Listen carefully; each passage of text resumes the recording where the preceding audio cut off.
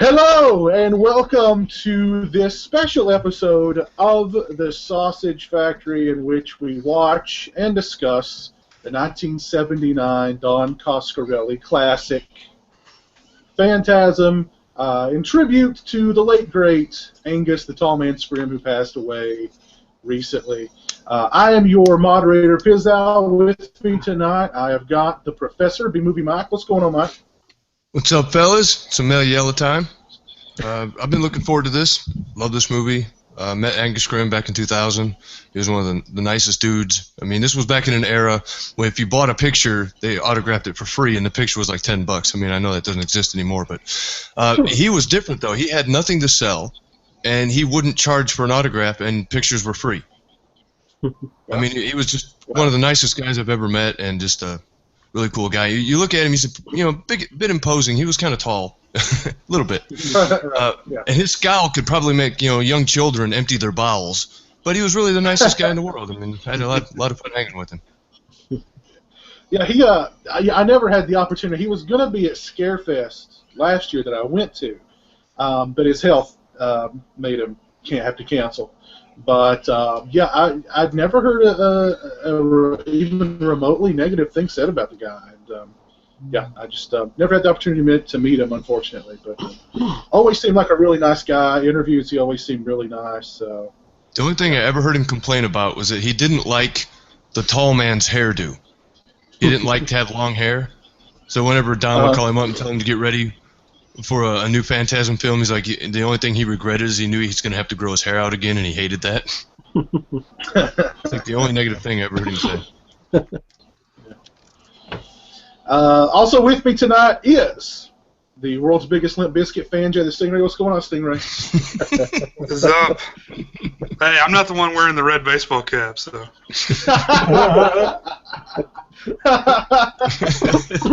Oh, my God. Now listen, I will tell you, my first ever concert was Family Values, 1999. That's a good concert. Limp Bizkit, Korn, Stained, Filter, the Crystal Method. Oh man. I think that's it, man. So I mean, it was. I know Mike hates that shit, man, but that's like the music I grew up with. Like I still like it. I listened to that CD so much back in the day. The one that had the baby on it with the tall buildings. 1999. Yeah. Yep. It was right before Stained kind of broke too, and they were like the warm-up act. They were like the opening act. I mean, they were really freaking good. So, but yeah, that was my first concert. My favorite band to come out of that era is, and it will always be Slipknot. Yeah, it's a good one. Mm-hmm. All the other ones, eh. I remember I'd never heard of Slipknot, and then all of a sudden, every little kid at the mall had a Slipknot shirt on. I was like, what the hell is Slipknot stuff? Literally, I'd never heard a note of their music, never seen a video, nothing, and just all of a sudden, bam, every kid at the mall was rocking the Slipknot shirts. It's like, what is Slipknot? And you said, where can I get one of those shirts? No, I turned my red baseball cap around, and I said, we keep rolling. You could take the cookie. Yeah. Also with me tonight is Rambo Raff. What's going on, Rambo? Hello there, folks. I unfortunately don't have any Limp Bizkit stories. I do remember the WrestleMania with Crack At It by Limp Bizkit with Stone Cold vs. The Rock. I do remember that. But that's my only Limp Bizkit story for a Phantasm commentary.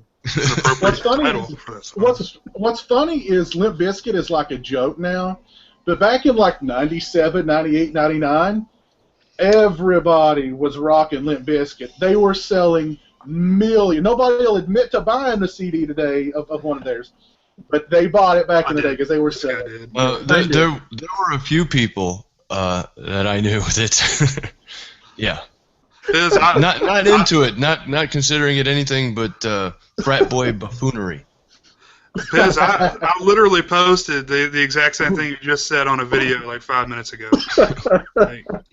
It's true. Like, 97, though. man, they were the shit. Like, I mean, that second album's not as good, but that first album with, like, Counterfeit and Faith on it. I think Zach Wilde said it best during a concert when he said, Limp Bizkit sucks dick. I think he covered it right there. Man. The last time I saw that guy, he had a cameo in a film called Pauly Shore is Dead. Yikes. That's how far. He's living it up, man. Fred Durst. He's still on top of the world. What a dude. He's still on top of the world. Up next on our Limp Bizkit commentary. Who would have thought we'd talked about Limp Bizkit on this show? That would have to be a drunken commentary for me. Well, let me just tell you, I'm rocking a Lemmy tonight, so we don't know what's going to happen tonight. Uh-oh. We may start talking about all kinds of stuff. But I'm rocking a Lemmy. In memory of Lemmy. For Lemmy.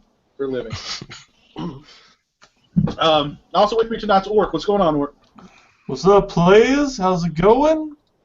Just being gangsta as fuck. I got my Diet Sunkist.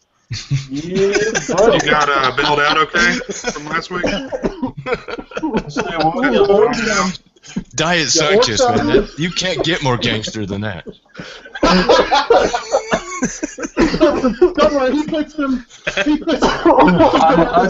can be a bitch and one up your comment, but it might get a little bad and we might get death threats. So I'm just gonna stop. You just mix a little bit of codeine cough syrup in there, and it's gangster. You can put promethazine in anything, and it becomes gangster. Drop some promethazine in there, some Jolly Ranchers, you're gangster, no matter what it is. I'm doing good, but just trying to get through the shitty cold weather. Oh, I fucking hate it so much. Ice and black ice, man. I can't stand it. So yeah, Mike. Yeah, I'm just fucking around. Nice. Yeah, I have my window open as a nice breeze just wafts through the room. Yeah, I'm jealous, man. I'm jealous. Yeah. Orc and I were talking earlier, and I was like, God, I hate mine, because it's supposed to be like, and we got like, I don't know, like a foot of snow yesterday, and we're supposed to get ice and sleet tonight, and another foot of snow tomorrow. I was just like, God, I hate mine. I hate it. I just see you sitting under a palm tree drinking a mellow yellow in a beach chair, and I'm just like, God damn it! But I feel your pain, though. I lived in Indiana, where I grew up, and then I lived in Missouri. I mean, I've had the worst of that shit. So Yeah. this is to you. Yeah. No. Sorry about that. Let me tell you what happened to me today. I went out and decided to shovel the driveway and shit off. So I shovel it off. I'm right on the verge of having a heart attack, so I decided I better go in. And I discover I've locked myself out of the house. Oh man. So that was my day today. Yeah. That's why I'm drinking a Lemmy right now. It's been one of those days. I have one of those days way too often.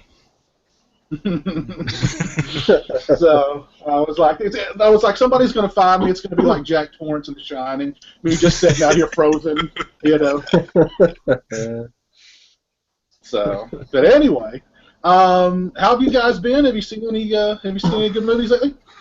Well, surprisingly, I did have a chance to watch a movie this week. I've heard some shit about it, so I thought I'd check it out. What was it? Lance Hendrickson's Harbinger Down. It's on Netflix. It's a cheesy B movie. It's like a combination of Leviathan and The Thing. Right. But it's not too bad. I'm a fan of the guy. I kind of feel bad that he got regulated to B and C roles because he's actually a good actor. And he was good in this movie. And some of the effects are kind of hokey, but they do go practical in some areas, and I kind of enjoyed it. He was speaking of very nice people to meet at conventions, I met him at a convention years ago, and he was very, very nice. Very, very nice. So if you ever get the opportunity, he's definitely. What about you, Stingray? You seen any good movies this week? I've seen some stuff. The one I wanted to mention is what is it? The Green Inferno, the new Eli Roth joint. The new Eli Roth masterpiece, yeah. Man, like when that came out to like a limited theatrical run or whatever, I heard a lot of people, saying, "Oh man, it's great to see, cannibal movies in the theater." That movie's a piece of shit, man. Seriously. So when you say joint, you mean you have to have one to see it? Yeah, how many joints do you have to smoke before watching it? That would have made it better, I'm sure. But it. You would be the first person on planet Earth to OD on weed. See, that's probably why he called it the Green Inferno, because you have to burn a bunch of green before you can watch it. It's true. But yeah, Eli Roth once again cast his wife in the film and as the lead actress, and she was probably the best part of the movie because you get to look at her like scantily clad for the majority of the runtime. But So he looked at Rob Zombie and said, "Hey, I'll try that." that's the same thing I thought of, man. It's so stupid, but I saw that. I didn't even realize that was his wife. yeah, she's like from Chile or something like that. So what about it did you not like? It was just awful from top to bottom, man. Like I mean, seriously, it's probably one of the worst movies I've seen from the year. You saw it? Oh yeah, I saw it. Yeah, I saw it. I did a review on it. I love the part where, like, when they first capture him and they put him all in that cage and like they kill that dude, and like they literally just destroy this dude. They cut his eyes out, his tongue off, his head off, his arms and his legs off, and I mean they're just like sitting there watching it the whole time, going, "Oh gosh, that's horrible." And then the woman goes over and poops. She goes and poops in the corner, and we're like, "Oh my God!" I'm like, "You just saw your friend get butchered, and she's having some diarrhea, and you're freaking out more about the diarrhea than your buddy who just got cut to pieces." Yeah, but that's blood. That's not as bad as scat. Maybe she got caught in a muck spray. You know? I don't know. It was just, I don't know. It was just, and the tone is all over the place. It's like, am I supposed to be taking this seriously? Am I supposed to be laughing at it? It's like, it's a mess. It's a mess. Check it out because it's actually like so bad it's good. I think you could probably get some mileage from it being so bad. He's the new Wes Craven, so. Yeah. There's your proof. But it's just hilarious scenes with like these little, I don't know what you'd call them, Hispanic children running around with like random body parts of people and like smiling and like licking it and shit. It's pretty funny. Yeah. Yeah. I saw this on your feed. Did you see Ghost Dimensions yet? What? The Paranormal Activity Ghost Dimensions. Yeah. I think I talked about it last week. Oh, okay. My bad. Yeah, I liked it. Yep. I was surprised. I was going to mention one more thing about the scene where the girl cuts her throat to save herself from the horror of being eaten alive, and like they're going, "Oh my God, she killed herself!" And they look over in the corner, and that dude's masturbating in the corner. And they're like, "What are you doing, dude?" And he goes, "It's stress relief. It's stress relief." What? Come to think of it, I'm gonna watch it again now. He's right. Every time I've ever had a stressful situation, I just whip it out and jerk right there, and it does wonders for you. What the fuck? It's Eli Roth. That's Eli Roth. Just out there. Crazy. Can you imagine some guy sitting in a DMV just fucking beating it? Man, I'm stressed out because I've been waiting too long. It's McDonald's. You got my fucking burger wrong. Holy shit. Jeez. Well, damn, this sounds like a future commentary or something. Fuck off, puto. I'm releasing stress. Oh my God. What about you, Rambo? Did you see any movies, good, bad, or indifferent this week? No. Got nothing. I can't beat a jerking off for stress. Green Inferno story. I got that. You can't top that. Can't top Eli Roth. I'm gonna go buy that movie now. Beverly Hills Cop, son. Yeah, buddy. Okay, for the millionth time, he whipped out the Beverly Hills Cop. Beverly Hills Cop. Yep. I'm ready for the sequel, man. Stress relief. For stress relief. It's work stress relief. It's work stress relief. Back when SNL comedians actually made good movies. Which was a long time ago. Long time ago. Galaxy Far, Far Away. I mean, I've mainly just been watching a lot of YouTube vids, gamming it up, but seeing a lot of people's reactions for Deadpool. It's pretty funny. And then, new trailers that are coming out is mainly what I've been doing recently. What's the deal with Deadpool? Like, there's some kind of petition floating around to make it PG-13 instead of R? Is that what's going on with this girl who has this big YouTube channel, Beyond the Trailer, Grace Randolph, she had gotten a letter that this 8-year-old wanted to see the film and told her mom, and her mom said no. And so they want to they started a petition to make the deal have a PG-13 of the film so the 8-year-old can see it. See that silence? That's what I thought about it. I didn't understand it either. Can't they just she's 8. make a cut for her? Like, here. I know. Earmuffs. She can't even get into a PG-13. I know. That's why I didn't get it. But that's why. You know. And then it's just like pretty much the woman on the she has like 500,000 subs. Says, yeah, go sign this to make the studio alter the film to PG-13 so kids like these can see it if they want, so they can have the chance. And it's like. And that's the world we live in, isn't it wonderful? I didn't understand it either. So I commented on Mike OCP's post on Facebook the other day. I was like, you know, when I was a kid, there was a lot of R-rated movies I wanted to see too, but you know what? I didn't get to fucking watch them. It's called tough shit. Yeah, exactly. Nobody was petitioning Paramount to make the Friday the 13th movies PG-13, so I could see them when I was a little kid. You know, or they weren't writing petitions to my mother to let her, you know, to make her let me watch them. So well, that's that entitlement bullshit that's like sweeping the nation. It's fucking stupid. Get him, Mike.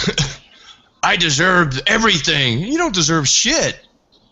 Yeah. I mean, equality means we're all equal. It doesn't mean you deserve more than the other person, or everything needs to be, you know, tailored to what you want. It's like I just fucking think it's hilarious. There's some young kid who's like fucking 11, 12, and he's picking up hookers, shooting people in GTA 5.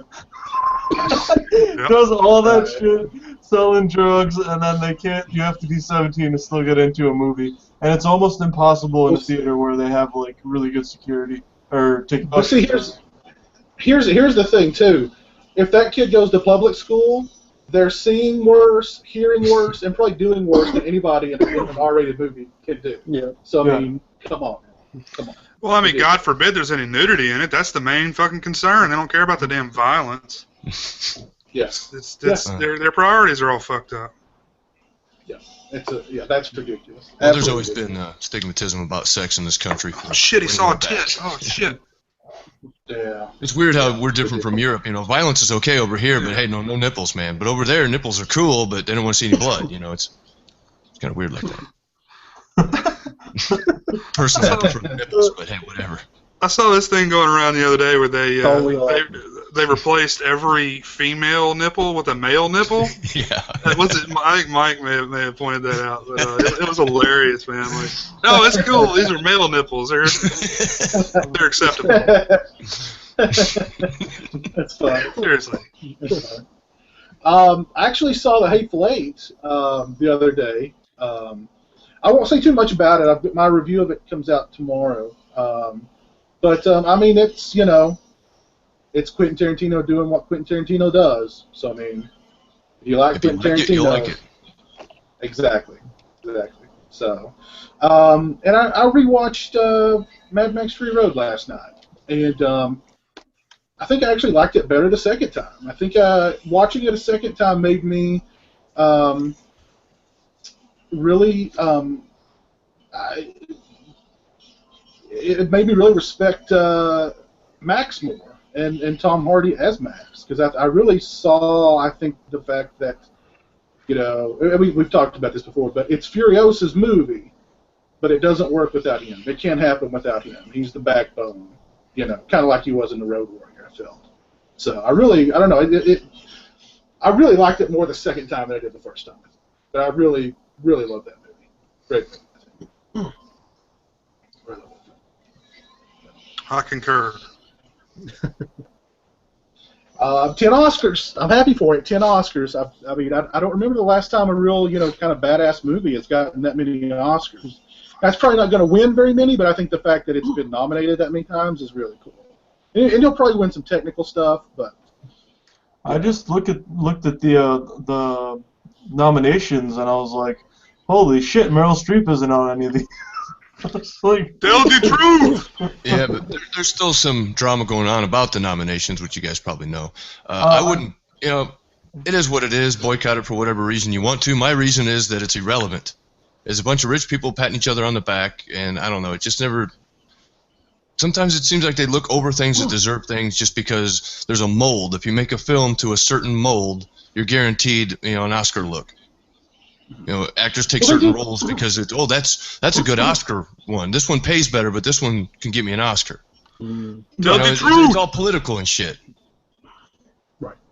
Well, and like you said, I mean, the Academy likes a certain kind. They like the big epics. They seem to like anything that's like set in Los Angeles. And what they'll do too is like they'll, I mean, how many movies did Martin Scorsese do that he legitimately deserved the Oscar? But they gave it to him for The Departed. Now, nothing against The Departed, but I mean, I love The Departed. That's a great film. But I think that's like some makeup work. It's like we recognize we should have gave it to you, here for for Goodfellas or for Taxi Driver, Raging Bull, whatever. But we're going to make that right now, and they do that a lot. An honorary Oscar because they know that they can't ignore him any longer, and they're getting a lot of heat for not giving him awards earlier. So they just go, well, let's just give him one for this one. Screw it, That's why I'm sure Leonardo DiCaprio will win for The Revenant this year. I've not seen The Revenant. I don't want to see it. Every review of it is exactly the same. It's 2 hours of him trudging through the snow, and then like he fights a bear and it ends. You know what I mean? That doesn't sound interesting to me. That bear rapes him, right? So I may check that out. It just doesn't. How many times are you going to see that in your life, right? I've heard it called pain. I've heard it called pain porn and just weird stuff. But every review is like it's 2 hours of nothing, and then he fights a bear, and then it ends. So I don't. It's so political out there. The managers, they run out the billboards and they're always soliciting, hey, vote for my client, vote for my client. They deserve the Oscar, and they go around and it's almost like they buy it. And it's like if somebody that doesn't have that kind of push maybe puts in a better performance, unless one of these people takes it on as a pet project, like, oh, you should see this film. Everybody's ignoring it. These people get passed by, and it's the same all the time. So there are better reasons to boycott the Oscars, but I understand how people feel. Right. Well, I mean, I think they have their favorite actors and actresses. The Academy loves Sean Penn. The Academy loves Meryl Streep. Meryl Streep could have a walk-on part where she farts, and they nominate her for an Oscar. I mean, they love Meryl Streep. They love Sean Penn. I mean, I always look at the when he won for Milk. Well, he won for Milk over Mickey Rourke for The Wrestler. I mean, that to me was, Mickey Rourke had been on the outs with Hollywood for so long, had denounced Hollywood, had called Hollywood weak, and blah, blah, blah. His performance was the better performance, but they couldn't get past that, so they gave it to their golden boy instead. To say there's snobbery in L.A. would be an understatement.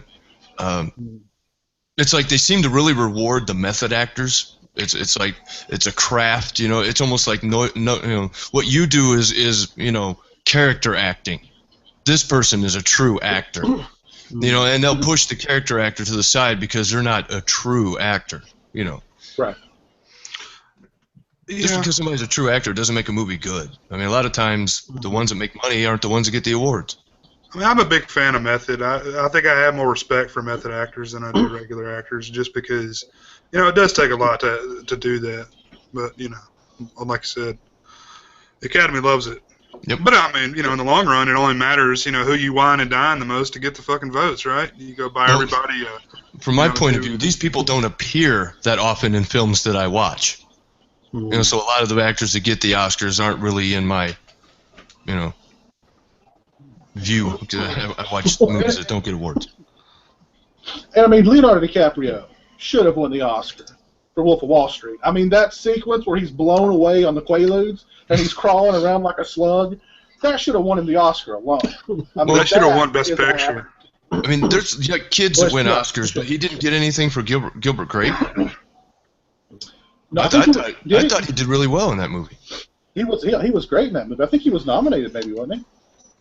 He should have won for that one because they gave for the piano, the girl Anna Paquin. Oh yeah. They gave her the Oscar for that movie, and she was like 9 or something. Yeah. Whatever. Yeah. Oh, you're talking about Anna Pink? Yeah, whatever her name is, I don't know. Pigman. She was in that vampire shit, and then she was in X-Men. As long as it's whatever. not I don't know Sean what her name Bean, is. we're good. Yeah. Paquin, Pinkwin, Penguin, what the fuck ever. Anna Penguin.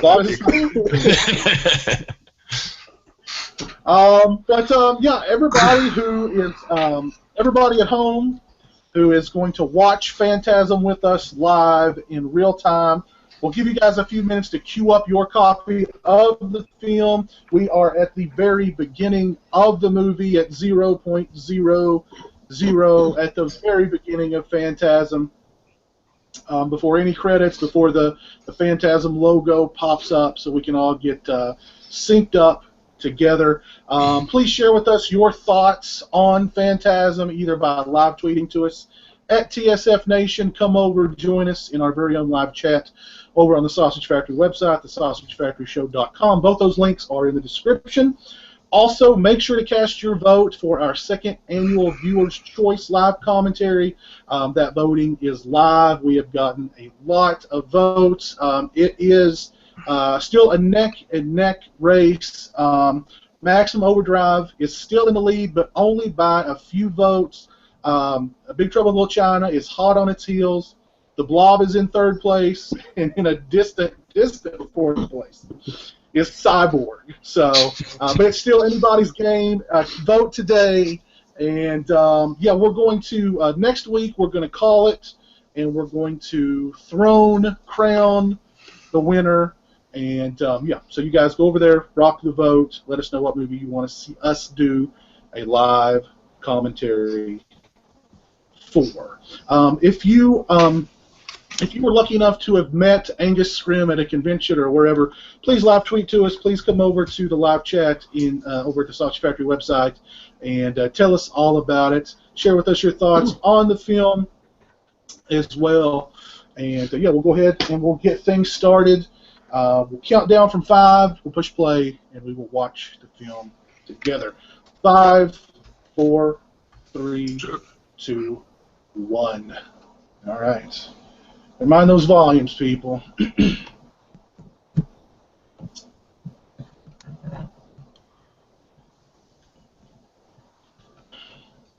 Take a quick look at what's going on out in Sausage Factory Nation. We got a bunch of tweets coming at us already. DJ Dolly wants to know, Rambo, do you still drink Mellow Yellow? Of course. Yeah. He still drinks Mellow Yellow. I'll answer that for him. Does a bear shit in the woods? Does a bear shit on Leo? Captain John 1985 tweets at us. He says Phantasm is a really well done horror film. I also really enjoy Phantasm too, as do I. Phil, aka the Horror Reel, is watching with us tonight. He actually says Phantasm 3 is his favorite of the series. Interesting choice. I like 3 as well. Captain John says it's great to see Orc back after being absent last week. I know. He got parole, so he's back. He's good. He got an ankle bracelet, but he's back. Yeah. Ankle bracelet and a seat cushion. Hey, you know what, Mike? Shut the... No, just kidding. We're nice here. What do we got going on out here at the graveyard? Sexy time. Sexy time in the graveyard. Yeah.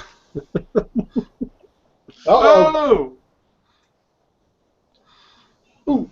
Oh, man, that's the worst time to get it. You can always tell the year these movies come out because that dude looked like he fell off a fucking turnip truck, man.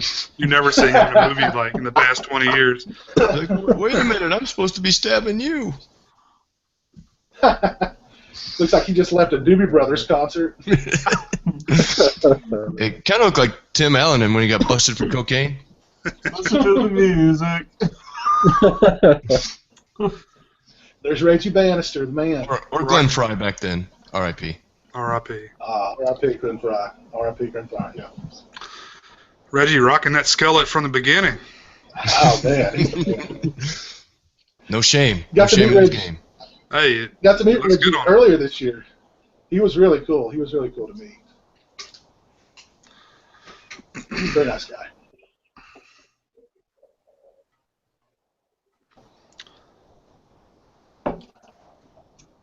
Love all the shots here in the mausoleum. The mausoleum looks great.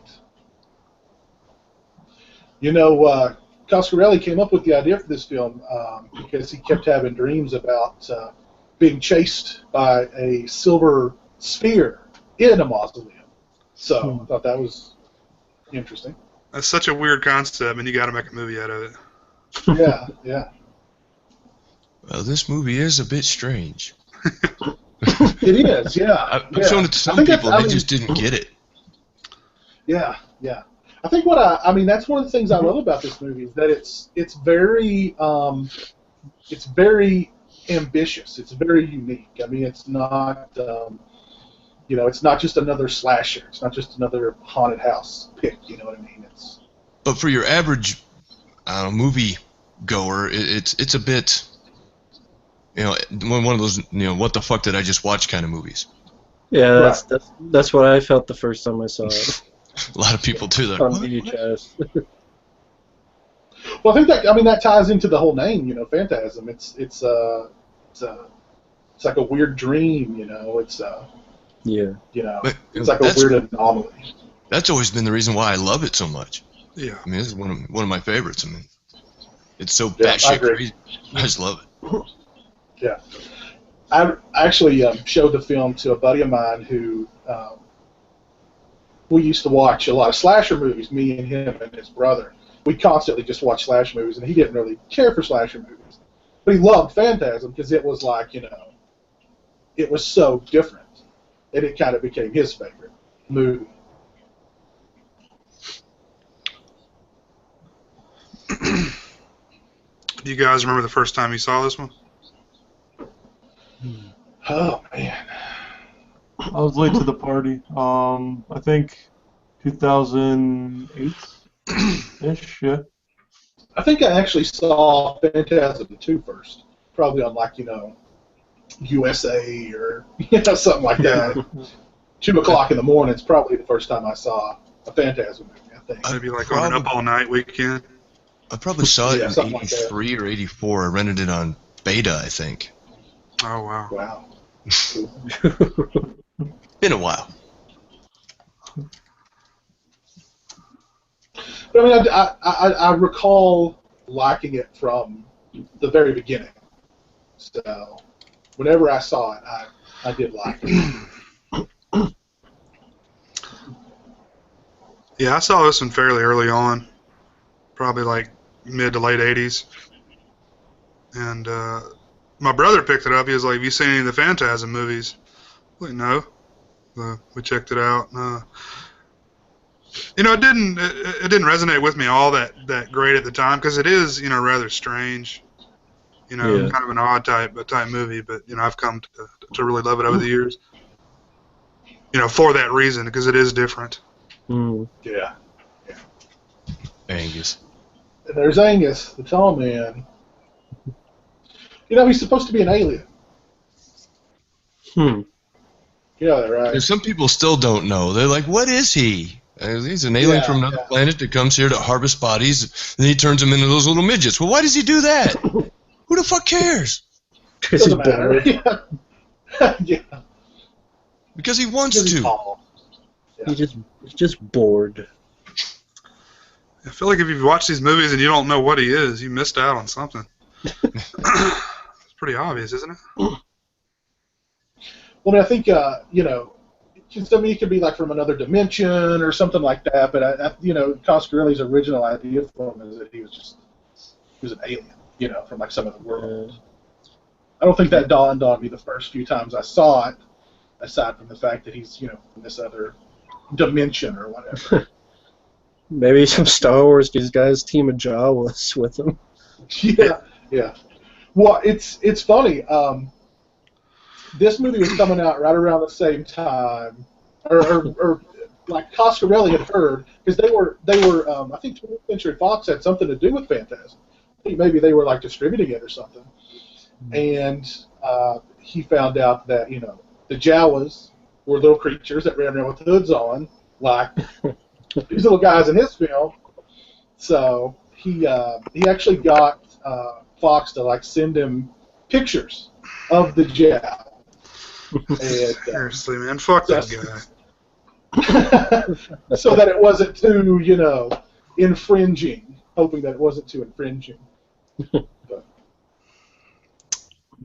You would think they wouldn't mind. It's going for a completely different audience. Right, yeah. Has anybody seen Coscarelli's two other earlier films, the Kenny and Company, and what was the other one? Something, The World's Greatest? Mm-mm. I know I've seen Kenny and Company. You guys at the scene where the tall man picks up the casket by himself and just throws it in the back of the car? Yeah. I always love that scene. Yeah. This, what's that? Balsamic wood or whatever? What's the really light kind of wood? Yeah. Balsa wood. Just to make him look like he was Oh, he's a massively beast. strong. He's a beast, man. That's right, kid. WTF. There we go. I love this fucking theme. Yeah. Yeah, that theme is great. Yeah. Now, I wonder if he had to listen to the Exorcist soundtrack to make sure that he wasn't ripping that off. How many people are gonna sue me? Yeah. It's like a low-budget film. I doubt he gave a I'm shit. trying not to get sued here. Didn't Coscarelli get a lot of the money from his parents or something like that? Yeah, Trying to his finance dad, to like, get the movies? his dad bankrolled it. Yeah. That's cool. I think his dad bankrolled the other movies too. But you said you saw Kenny and Company, right, Stingray? Yeah, I really enjoyed it. It's it's not really a horror film, but it's a great coming of age type film like that. Yeah, it was really good.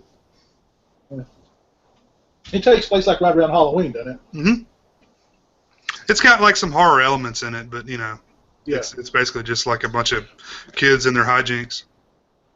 Well, he said that there's a scene in Kenny and Company that like got a scare out of the audience, and he saw the audience's reaction to that, and that's what kind of made him want to do a horror film. It's Ozzy Osbourne. Well, that's refreshing because most guys back then just wanted to do a horror film to make money so they could make a real movie. Mm. Yeah. Right. Probably helps when you present it to your dad. Like, look, Dad, all these are making money. Yeah. Can I Well, have I mean, after money?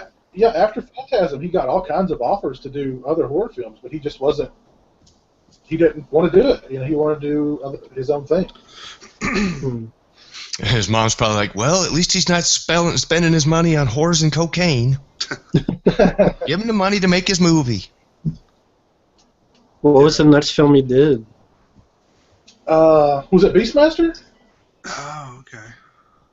Was it Beastmaster? I don't know. I'm not sure. Beastmaster was another one of those movies that was constantly on, like TBS, and you know what I mean. I was a big fan of that one too. I love Beastmaster. Loved it. I even like the third one for some stupid reason. We had those little I don't think animal I've guys seen that would that. steal shit, Kodo and Podo or whatever. Yeah, Oh yeah, those little ferrets. yeah, the ferrets. I just remember Rip Torn in that movie, and like how cool his name was. Rip Torn. Oh, yeah. What a name. I love that guy. He's fucking hilarious. But it's funny, it's like, once you see Freddy Got Fingered, no matter what role he's in after that, in Men in Black, it doesn't matter. It just takes you back to Freddy Got Fingered. He's Tom Green's dad. Yeah, he's Tom Yeah. Green's dad. Daddy, Well, would did you you know like that some Beast- sausage? Yeah. Well, did you know that Beastmaster at one point was like the most played movie on cable? I believe it. I can believe it. Yeah. Probably watched it on Showtime a couple hundred times. Oh You know, yeah, it's, like I think it was either Coscarelli himself or like the producer of this movie said that he was watching like Johnny Carson or something, and Don Rickles said HBO stands for Hey Beastmaster's on, because it's always on. What was Tanya Roberts in that one, and then she went on to be Sheena I'm in not one sure. of the Beastmasters? I mean, she was in one of those kind of movies, and then she went on to be Sheena, which was Yeah, she was in awesomely cheesy Beastmaster. movie. Yeah, she was in I thought so. Beastmaster. I don't remember Sheena. Beastmaster's a good learning experience. Like, don't paint your tigers black or it will die. Yeah, Really? somebody dropped the ball on that one. Say what? That really happened? Yeah. Holy shit! Yeah, the one that they painted it. I think it was the first one. They painted it black, and it died from it absorbed the paint in its skin. Oh god! Oh wow! What I had the no idea. fuck? That's a Oh, shame. Peter. Wow. Stuff looked called cool, food though. coloring. You know, there's Jesus Christ! What the fuck? That's yeah, that's bad. Now I haven't seen his I want to Survival Quest. I don't know if you guys have Oh, seen yeah. That's a it. great one. It is okay. I've actually not seen it, but it's got pretty good cast. Lance Henriksen's in there, and Hmm. is it Reggie Bannister in that one too?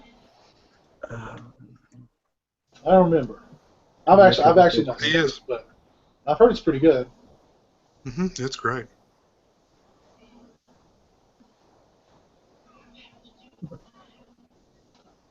Yeah, I wanted to mention Reggie Bannister and A.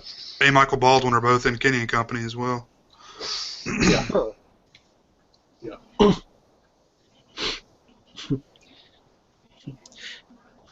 This one of those films that I did see on VHS and I couldn't get into it the first time. I think it's because when I saw the second one, because that was a time when anytime they make a sequel, it would always be like a bigger sequel, like Aliens, Right. Hellraiser 2, Rambo 2.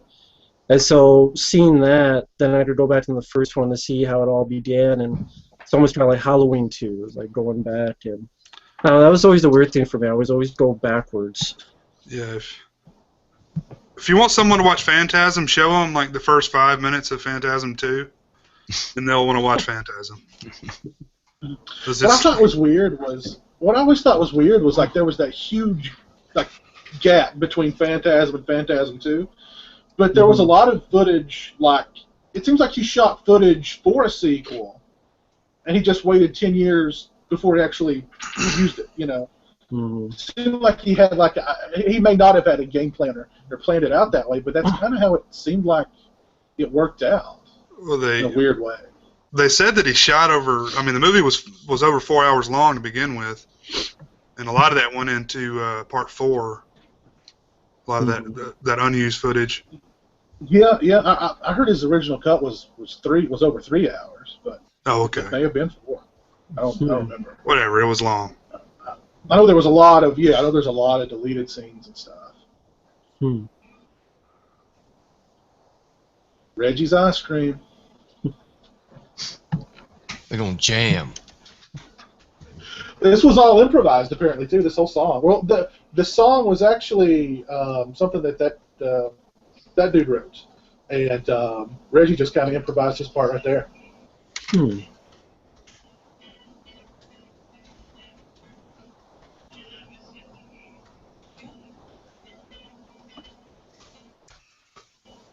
When I met Reggie Bannister, I asked him about this thing. And I love the line coming up here where at the end he's like, "We're hot as love, baby, you know."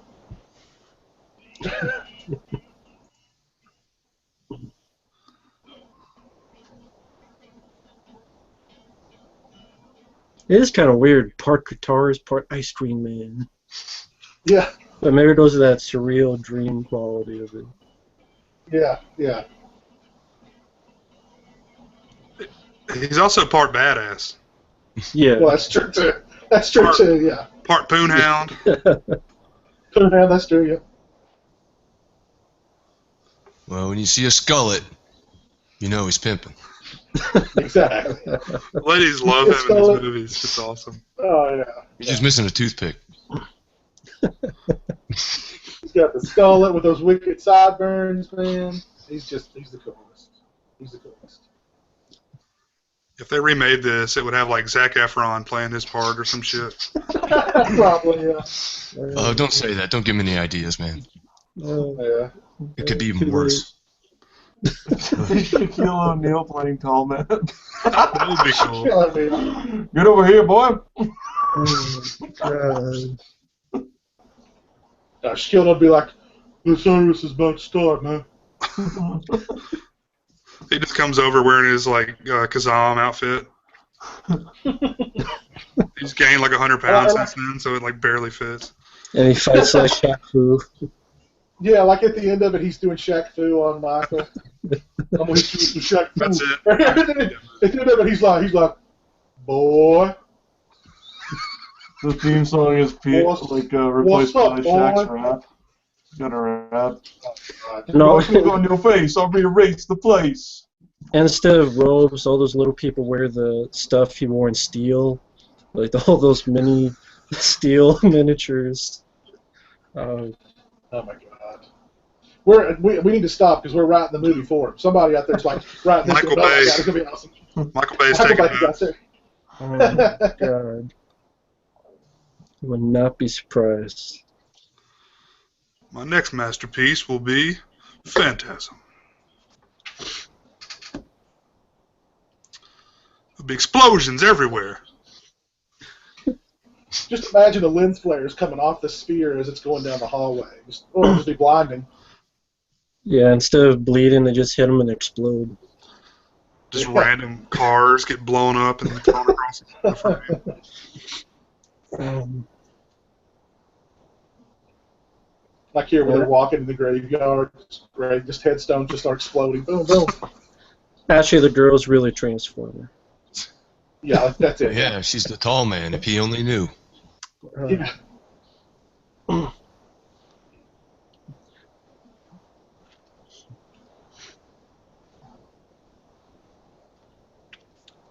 But this is an interesting aspect, just, the little kid that knows what other people don't, kind of like you see in Fright Night or such, sort of that, will people believe you because you're so young? Right. It's always an interesting motif, if done well.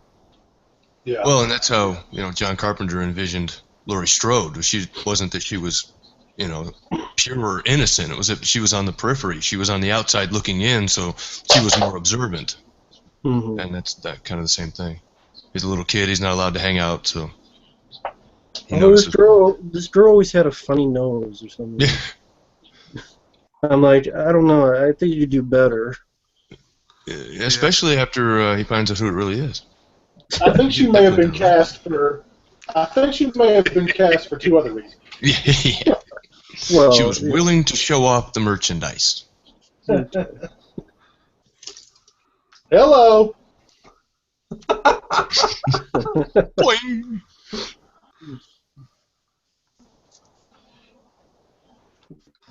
Now, I want you guys to be honest here. How many of you guys have done it in a graveyard? Mike, I'm looking at you. No. Okay. No. Unfortunately, I could never find a female that was willing. But I was. I almost feel like you'd want to avoid the ones that are into that. Next thing they're going to marrying those up types. You avoid marrying Yeah, them, but true. you party with them. See, they're the fun ones. Let's go on and bring a corpse up here with us. Throw that into the mix. It's like, all right, baby, let's go get a room. No. Let's go to the graveyard. Yeah. It's like, I'll drop you in the off. coffin. Bill Cosby. Because back then, if it meant getting laid, a dude was all in. It didn't matter. Oh, you want me to pour the dead ashes of your aunt on your ass as I'm getting you from behind? Okay. Yeah. Not a problem. Yeah. Whatever. A day at a time. Yeah, it wouldn't take a whole lot. There was a time. Holy shit, it's a rabbit joke. This is fun.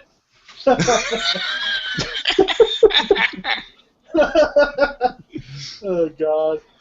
This movie does have a good sense of humor about itself, too.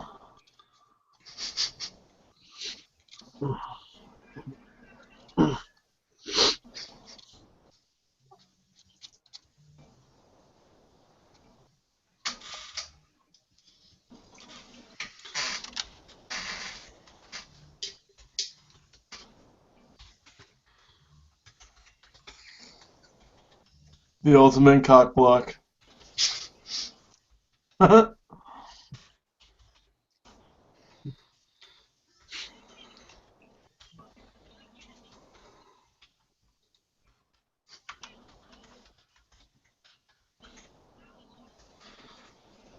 Coscarelli's done such a wide variety of movies. Do you guys have a favorite Don Coscarelli movie?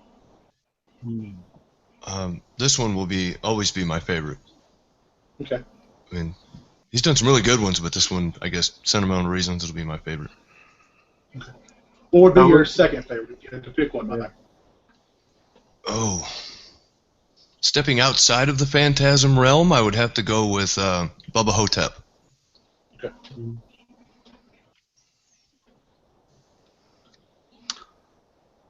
I think I'd probably go with Phantasm 3 as my favorite. Okay. Just, Rambo? What is it about Phantasm 3 that you like so much? Yeah. I don't know. Maybe it's one of the first ones I saw, or just I don't know. It just resonates with me. The characters and the actions are already established, and it's just go. Yeah. Maybe it's more fun that way. I can see that. And plus, Michael Baldwin's back. I like part 2 a lot too. I mean, I like the first one. It's just pacing's a little bit slow. It's not really one that you can throw on all the time, in my opinion. Right. Okay. That's the one with the. Did she have nunchucks or something like that? Yeah. Okay. Yeah. She's really into Reggie too, man. all the ladies are into Reggie in these movies. Always straight pimping. Now, did she die or just disappear? Or? I don't remember. I think she got killed. Yeah, I thought she died. Yeah. Well, that sucks. I don't even remember that. I don't remember a thing about Phantasm 4. Like, I saw it, but I don't remember a thing about it. I haven't even seen 3 or 4, to be honest. I don't know, where to see them legally. I never could get into 4. I've seen it a couple times. I just don't particularly enjoy it. I remember. This is a great sequence right here. Yeah. Oh, yeah.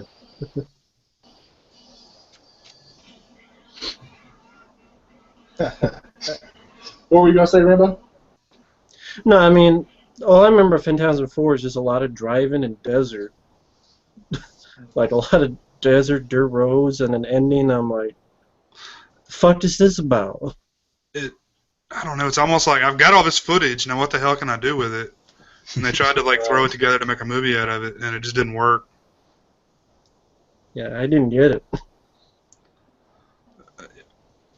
I guess this one could be considered slow, but maybe I kind of like it because it's slow, and then all of a sudden it gives you one of those "what the fuck is that" moments, and then it kind of calms down again, and then hits you up with it. You know what I mean? It's like sets you up, and Yeah. It's kind of like the original Alien. It's a lot slower than the sequel, but I enjoy it for what it is.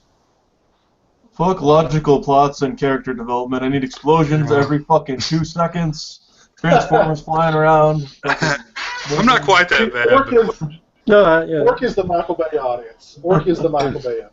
There's lots of weird scenes. I mean, I don't know. Phantasm's just like a mind fuck. Your brain's trying to figure out what's going on. So even when it's slow, you're still thinking about what the hell is this guy and what's going on here and why did that just happen. Right. So it's all cool. Yeah, I agree. No, I don't. Yeah, I love. Yeah, go ahead. No, go ahead. Swinging them arms. No, I don't mind slow films. I mean, I love Alien to Death and Jaws, of course, and stuff. This one I always thought was okay, but I didn't grow up with it. I mean, I've only seen this film this is probably my 3rd or 4th time. And so I think I haven't grown up with it. And like again, I saw it, I think the first time was early 2000s, and then I think I rented it, and then I didn't have the DVD, and now it's out of print, and I do have it here, but I just haven't seen it as much as others have, so maybe that's the reason too. I've only seen it kind of on one hand. So I didn't grow up with the film, that was one thing. What would be your favorite Don Coscarelli film, if not Phantasm? Probably Bubba Hotep. I just thought that was just a really original, out there concept.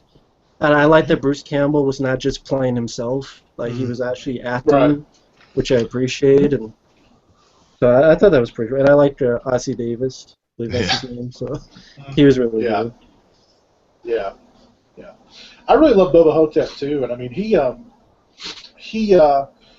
I saw an interview where he said that, he'd worked on that movie for like over 2 years, and then at the very end of it, he couldn't find a distributor, and it was going to go straight to video. And he was like, I can't let this movie die.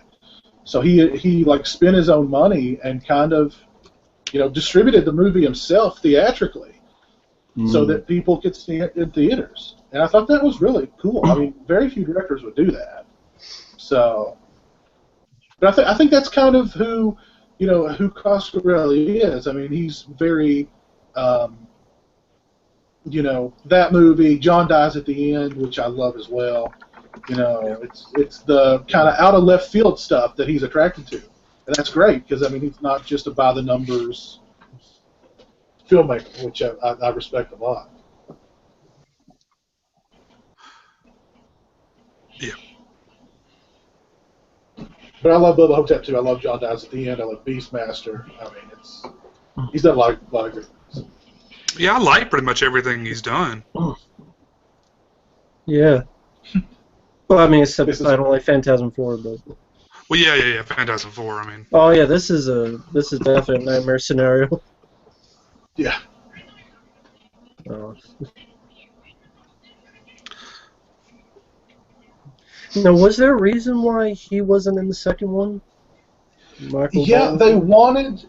Coscarelli was working with, I think it was Universal. It was a major studio, and they wanted.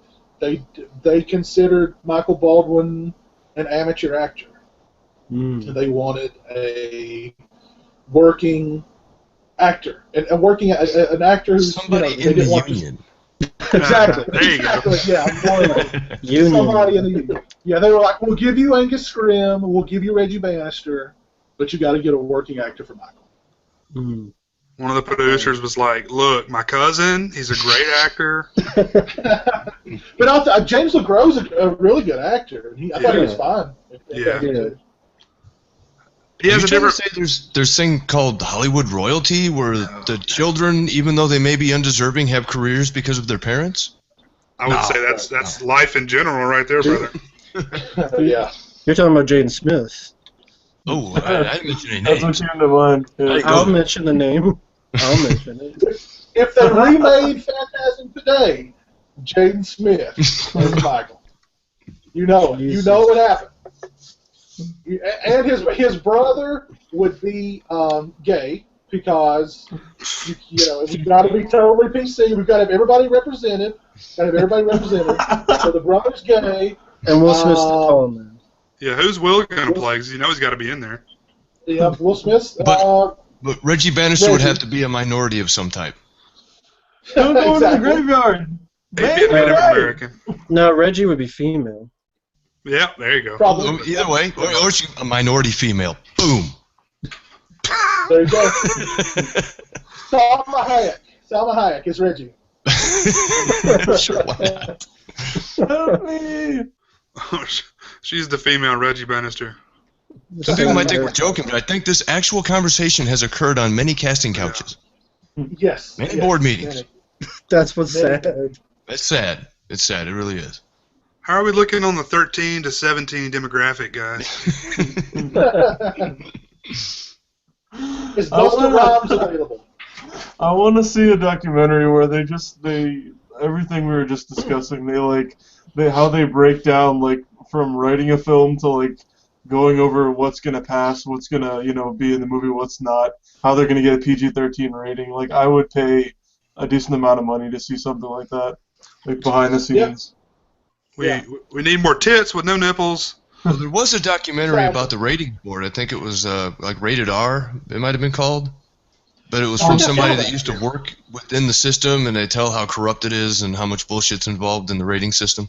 I don't want to cut you off, but is it not yet rated? Was that? Is it what? Was it not yet rated? Was that what? That might have been it. Yeah. I can't remember that. Like I said, there was a movie called Rated R, and then there was a movie called Not Yet Rated. It might have been that one. Okay. Not Yet Rated is really good. It'll piss you off. Yes, it will. Money talks. Money talks, nipples walk.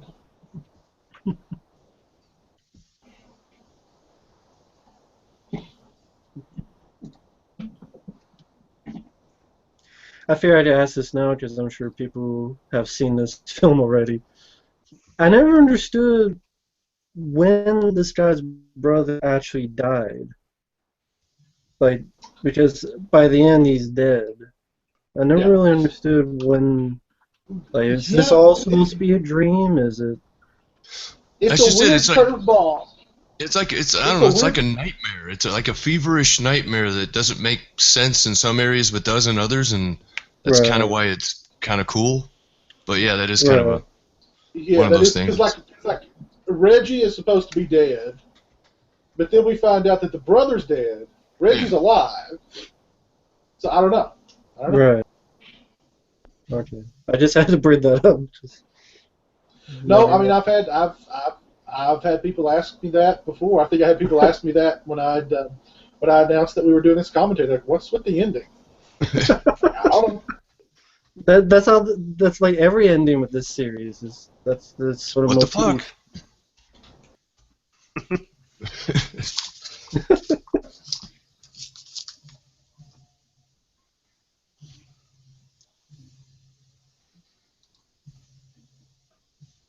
Well, it definitely makes it unique for this series, because I can't think of another series that does that for each movie with its ending like that.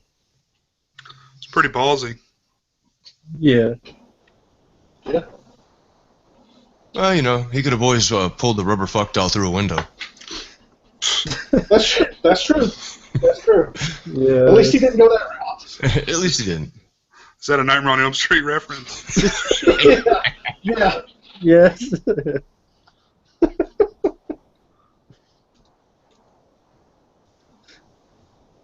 In Orc speak, word to your moms, I came to drop bombs. Orc speak.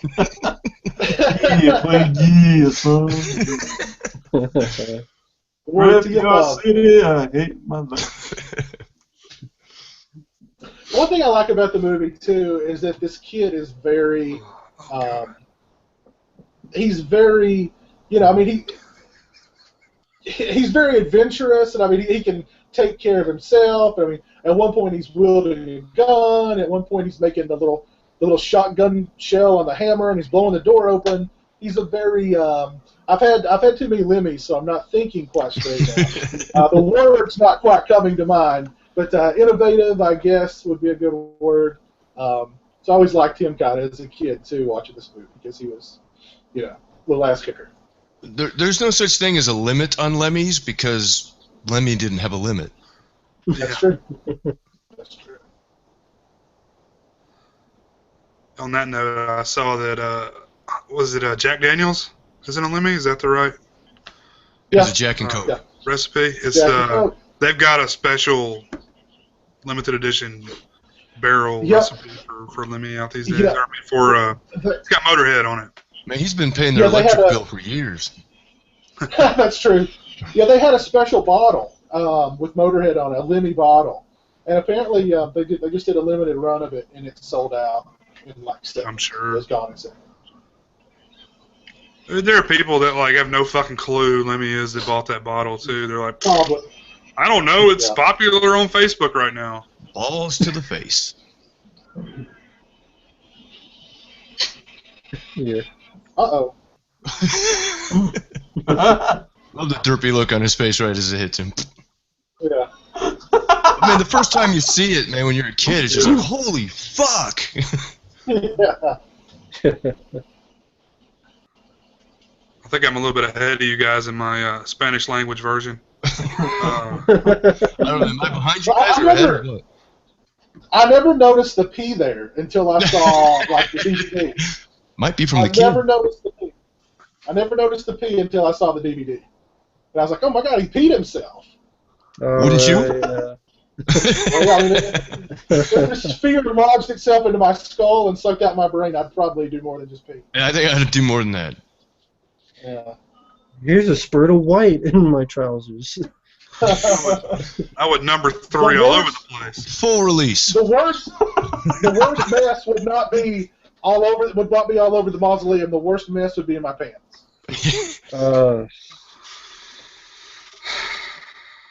boy. Did you shit your pants, boy? No, I know who would be playing Angus Grimm in the new in the remake. It'd be Jared from Subway. Come here, boy. Oh my god. Oh god. First Well, Bill he is Cosby, going to lose now some weight Jared. being raped in prison, so when he gets out. Oh my god. Too soon? No, I got too many mental images going on here. Yeah. Instead of a sphere, it'd be like a Subway sandwich flying down the mausoleum hallway. Are you guys at the little finger part? Yeah, Yeah. Yeah. that's interesting choice to have a yellow. The blood, I mean. Oh, shit. It's interesting how they tried to like just pass stuff by the people who were rating the movies. Like Evil Dead went with green. That's kind of what I mean. Yeah, to help Different keep the color rating blood. down. That's what I'm trying to say. Yeah. Yeah. I get what you mean, yeah. Yeah, definitely Evil Dead 2 was like anything but red. Yeah. It'd be like pink. Yeah. It works in that movie, though. Yeah, absolutely. DJ Donnelly tweets at us. He says this is his first time watching the movie, so that's awesome, go. man. Glad you- Hey, Hope we Glad haven't you're watching spoiled it with us. too much. Yeah, glad you're Pops watching are with Gary us. with us. I guess I was wrong in my saying that everyone has seen this. You just Whoops. spoiled it all, Rambo. Yeah, that's what I'm here for. Nick Mays tweets at us, and he mentions that J.J. Abrams is working on a 4K Blu-ray for Phantasm. So, and also the character Captain Phasma in the new Star Wars is a nod to Phantasm as well. So, Okay. Oh, Cool. Phasma, okay. The Yeah, name, I cool. guess. Okay. yeah, 4K transfer, some nice new special features. I'd definitely be up for that. Hopefully, J.J. Abrams' stock just went up in some people's books. Yeah. 'Cause that's pretty cool. Right. Yeah.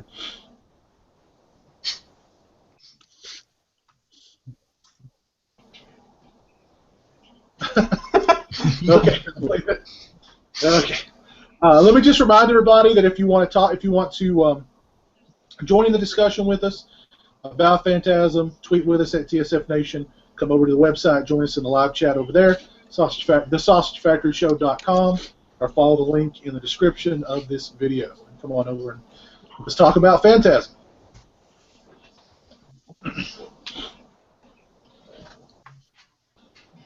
Always love this part coming up too with the. It's my we've got, favorite like, what the the fuck moment in the whole film.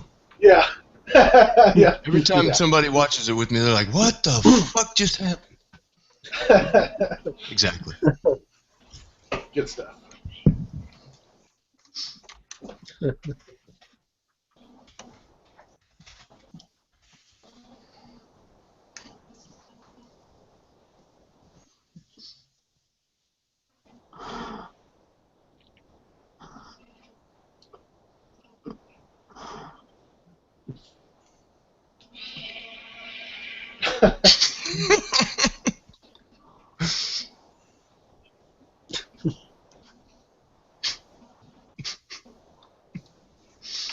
I love it when he gets it in the towel and it's like throwing him all over the room, and he's like, ugh, ugh.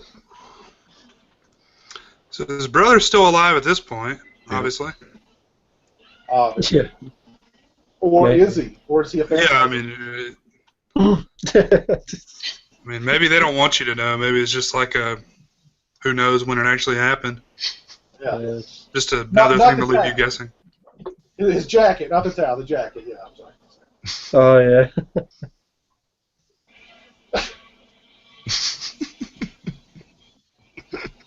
Coscarelli's direction is like, just act like the thing's throwing you everywhere. Kind of a Ed Woodian scene. Very much. I love it though. It's Yeah. hilarious. It's awesome. Awesome. Act like you're having a seizure. Here's your jacket back. Oh, that pink thing in the back looks like a penis. I love to say. I think it's a dish soap. Yeah. But it is rather phallic. I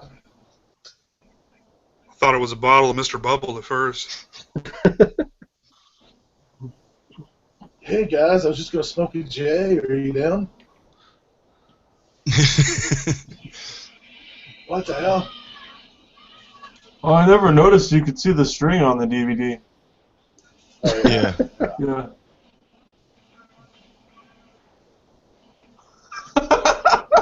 Didn't have a budget for cleaning that up.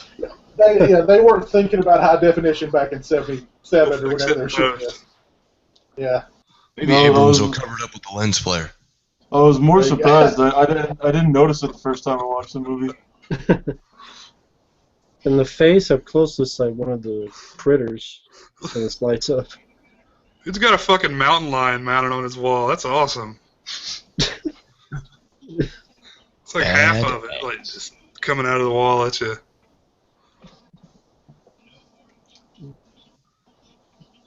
Bear guy always with had, like- fucking Phantasm. They always had the coolest weapons and the coolest cars in these movies too. Like you Oh remember man, the cars. Cars the awesome. double. Do you remember the double barrel shotguns Oh, in Part yeah. 2? Oh yeah. Of course. Of course. What did Coscarelli's dad do? Is he a Well, lawyer? he or did something well. like that? He did I well. think he did. He's making money somehow. Doesn't We hurt. we need a Lamborghini here. Okay. Okay, Donnie Dad, Boy. can you give us $30K for a Hemi Barracuda? What the hell? I'd love to have a CUDA.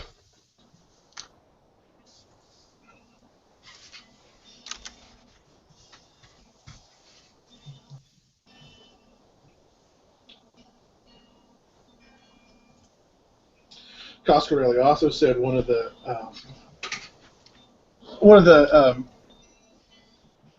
things that made him want to do this movie too was his own fascination with the sort of the ceremony of death in America. How like the bodies are treated and dressed and makeup for like the funerals and like he said he went on like he walked through a mausoleum and just thought it was so weird how just bodies stacked on top of bodies.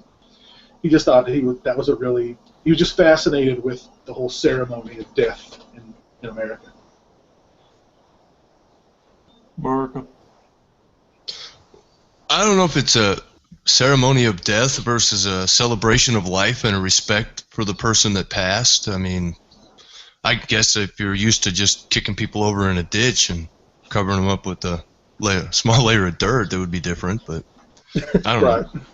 It all depends on perspective. Real quick, I looked at Coscarelli's parents, and they were both novelists. And Oh yeah, that's right. His mother is a novelist. Yeah, his mother is a novelist. So they were sympathetic to his creative endeavors. Nice. and Yeah. that car was his dad's. His dad really was cool.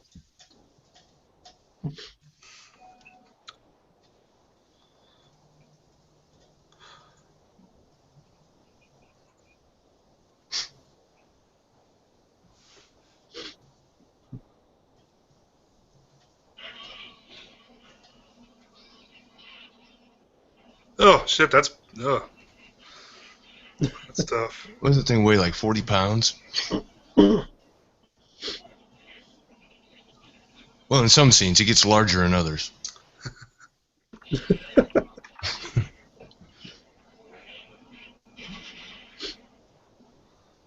Nice.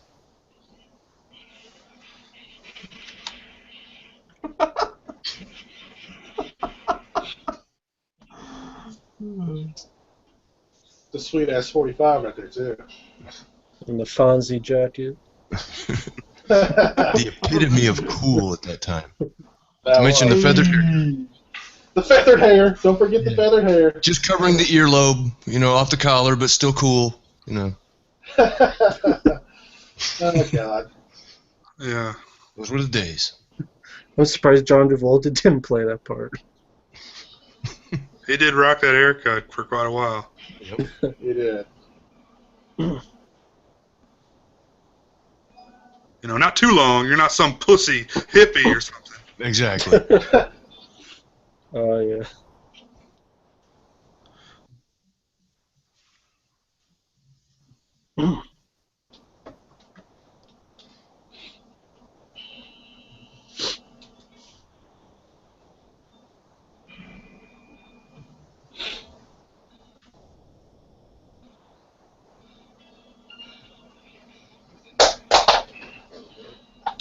I had the opportunity to meet Don Coscarelli earlier last year too, and he was really, really nice to me as well. Really interested to hear what your thoughts were on his movies. And we talked about John dies at the end, and it was really nice to talk to. Really nice guy. And of course, the next Phantasm movie, whatever was it, Ravager? I think is what it's called. Yeah. It's Ravager, it's like in some sort of release limbo. So. So what do you guys? Yeah, sorry. Go ahead. I was gonna say it is finished, right? Like they got all the shots with Angus in there and everything. Yeah, I think it's finished. It's just waiting to come out. Oh, okay. Yeah.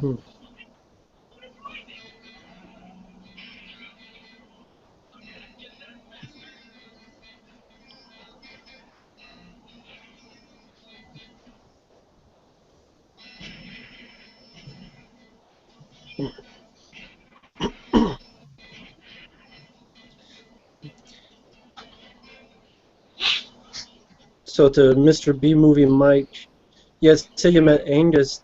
Were there any questions specifically you had asked him, or did you guys specifically talk about anything, or when you had met him? That was almost 16 years ago.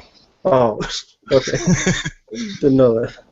Or, yeah, it was back in 2000. Oh, okay, gotcha. It was the first one of those things I went to, not really knowing what to expect. I'd always heard about him, and I didn't really have a list of questions to ask him. And I just went in, shook his hand, met him. I had a camera with me, and he stood up for me and said "boy" into the camera for me, and That's awesome. he was just really cool. And I just talked to him about a few things about the movies, but he was just more into talking about life. I mean, he was just really happy to be there, and he didn't have anything to sell or didn't have any really big stories to tell. He was just kind of there. That's cool. It's cool. Nice. I do remember talking to Richard Liberty, who was sitting next to him, about his scenes with Bub in Day of the Dead. Huh. But I didn't really have that kind of a conversation with Angus. Oh, okay. And that might have been when he told me the story about the hair. That might have been where I don't remember. It's been almost 16 years, but he might have been the one that told me that in person, which would be cool if it were true, but I can't confirm or deny. Right.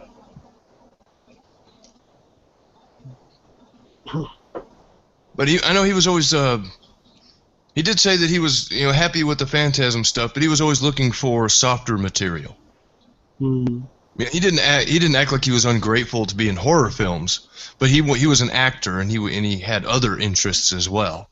But because of the Tall Man, he had kind of been pigeonholed, and he was respectful about it and nice about it, okay with it. But I guess the one regret he said he had was that he didn't get to do more straight roles. Because he was such a nice guy, he was more comfortable being the grandfatherly type in a Christmas film or something than he is being, Tall Man. Right. I think he was like a writer too. Didn't he write for TV Guide or something like that? I think he was under his real name. His real name was Rory something. I don't remember. And Angus Scribb was the name he adopted just for horror. Yeah. I think Guy wasn't Rory Guy. Yeah, it might have been. It might have been. Yep, that's right. Lawrence Rory Guy. Okay.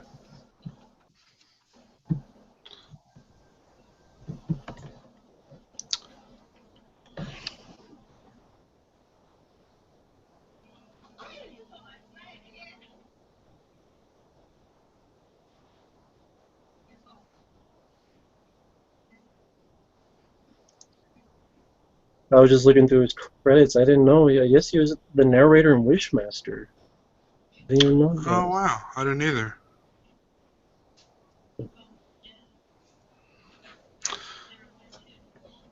Just one of those guys I never heard, a bad word, Right. said about him. Everyone just always said he was super nice and, easy to work with.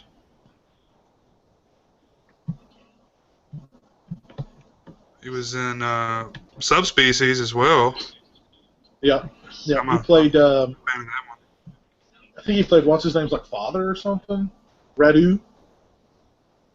Oh yeah.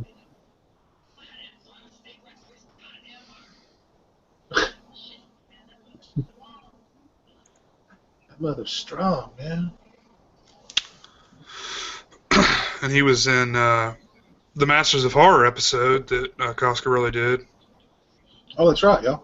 That may have been the very first episode that they aired, Incident on and Off a Mountain Road. Yeah. A really good episode. I've actually not seen that one. I was a big fan of Masters of Horror back when it was on. I was fortunate enough to have Showtime at the time and was, eagerly awaiting the next episode every week. Cool. I've seen quite a few of the episodes. Which one would you say is your favorite, Stingray? Dreams in a Witch's House or something like that. I believe that's the name. Who did that one? I'm trying to remember. Was that Stuart Gordon?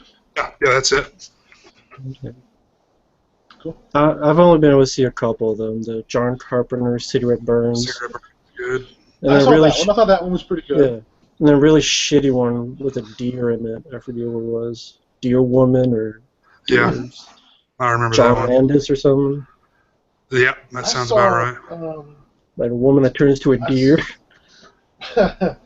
I saw Sick Girl, the one Lucky McKee did. Yeah. And I saw. There were two that Toby Hooper did. I saw the one that had the guy from the Boondock Saints in it. I thought it was pretty good right up to the end. There was some really bad CGI in it at the end. But I thought at that point it was pretty good. The Screwfly Solution is really good. I think Joe Dante did that one. Have you seen Pelts, the one that Argento did? Yeah, I like that one. Was it? It's good. Yeah, there's only a few. Meatloaf in it, doesn't it? I'm sorry? It's got meatloaf in it, doesn't it? I think so. Oh God, it's got to be good then. Oh no, never mind. I did see one called Imprint. That's right. The one that was banned. Kishi McKay. Oh, but that one's good. See, that was the one that may have been in the second season. I remember waiting because I was a big fan of his at the time. I still am, but eagerly awaiting to see it, and then they didn't even air it because they said it was too graphic. I was like, "Fuck!" I'm sitting there in front of the TV, like waiting for it to come on. Because it does something with babies, I think, or something like that. It's in hindsight, it's nothing compared to a lot of stuff I've seen on like cable television now. Oh, okay. Yeah. Sorry, what were you going to say? I'm going to grab a refill and be right back. I thought you were going to say I'm going to grab a reefer. That's what Mike just did. No, that was a Marlboro. Sorry. I'm going to grab a Green Inferno. But not to harp on it too much, but Masters of Horror, man, you guys would really enjoy it. Okay. All you guys, I'd say watch them all. Just because they're available out there to watch somewhere. Okay. How many of them were made? Do you know off the top of your head? I believe it was 2 seasons, maybe like 10 episodes each season or so. Okay. And then it eventually went to NBC, got the rights, and they changed the name of it to something stupid and made a bunch of terrible crap, and then it got canceled.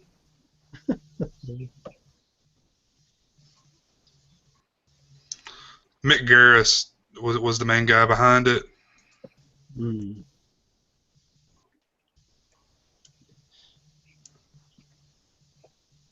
Fear Itself is what it was changed to.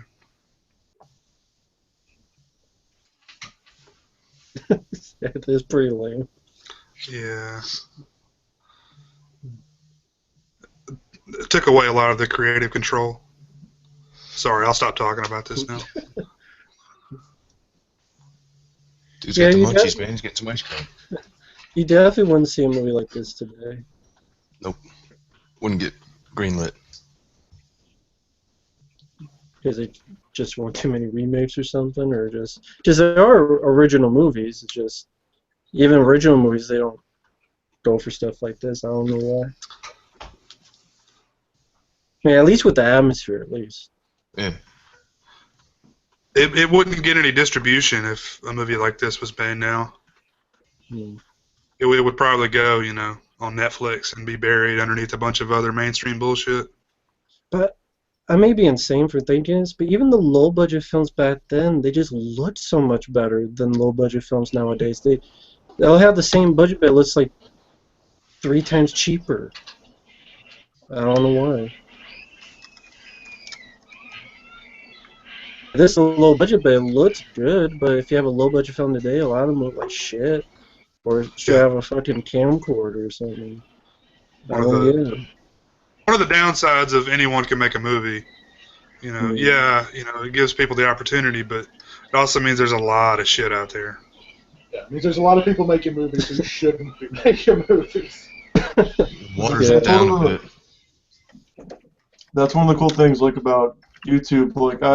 I definitely respect a lot of the people who watch, a lot of movies in general, but horror is their favorite genre, and then they watch, every B movie. Basically Mike back in, the 90s, pretty much. And they, 70s, 80s, 90s, yeah. The Monkey on the Toilet Seat, Part 5. And I'm like, okay, this is interesting. Yeah, well, Bruce Campbell said that about B-movies. He said that's where true creativity lives, is in the B-movie genre. Because you have to be creative to overcome your financial, limitations. Yeah. That's definitely one way to look at it, for sure, yeah. And when something's got a high budget, they're going to play it safe because they want to get a return. It's all about that Friday. Exactly. Yeah. Yeah, even more so today, yeah.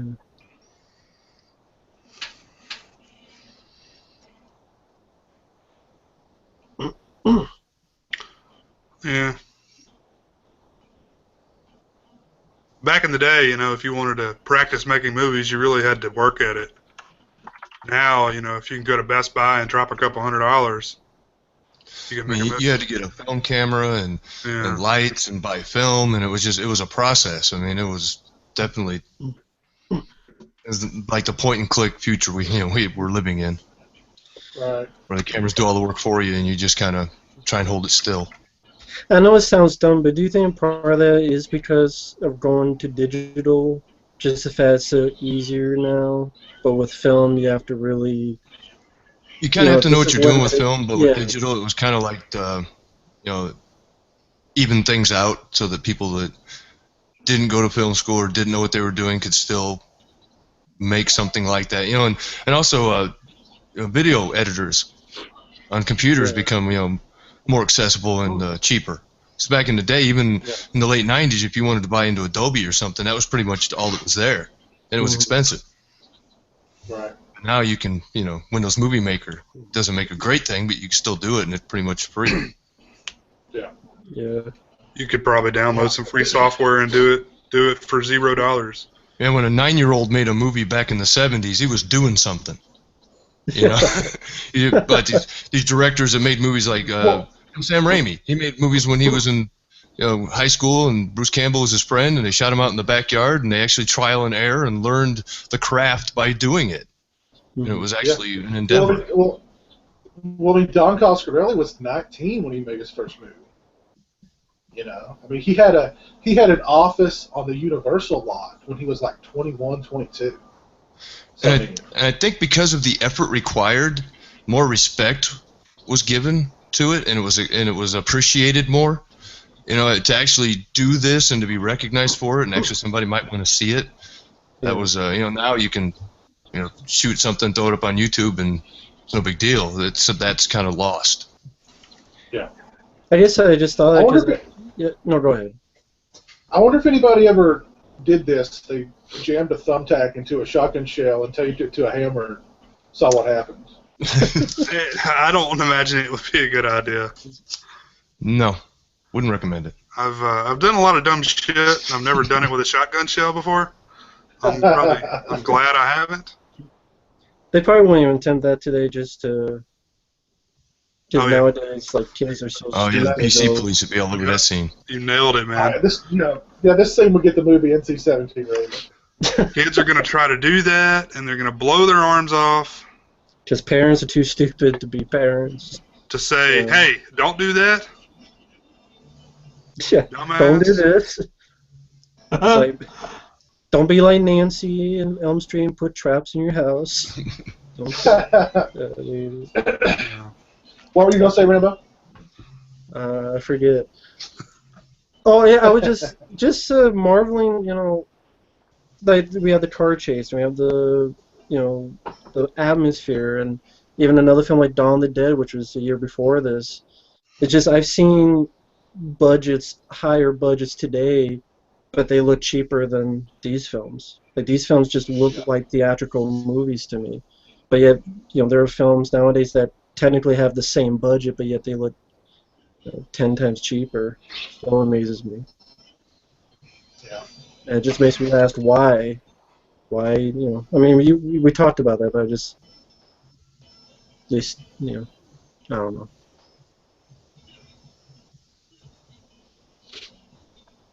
Like, even score, I mean, the score is great, but not many movies really care about scores or soundtracks. I mean, there are exceptions, but it's not like back here. I mean, Dawn of the Dead, you had Goblin, here, Elm Street, Friday the 13th. Yeah. I mean, nowadays, you don't look at a score or soundtrack, it's very rare you can even remember it. Well, Most movies. That was one of the things that was so striking about The Hateful Eight was the score. I mean, like that movie reminds you of, I mean, like literally.